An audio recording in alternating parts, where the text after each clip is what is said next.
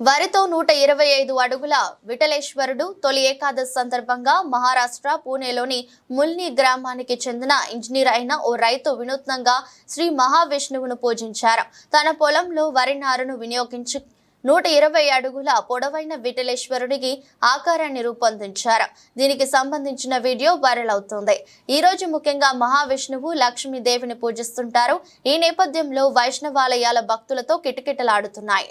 Vitthala Vitthala Panduranga Vitthala Panduranga Vitthala Pandharinath Vitthala Panduranga Vitthala Pandharinath Vitthala Vitthala Vitthala Panduranga Vitthala Vitthala Vitthala Panduranga Vitthala Panduranga Vitthala Pandharinath Vitthala Vitthala Vitthala Panduranga Vitthala Panduranga Vitthala Pandharinath Vitthala Vitthala Vitthala Panduranga Vitthala Vitthala Vitthala Panduranga Vitthala Vitthala Panduranga Vitthala Vitthala Panduranga Vitthala Vitthala Panduranga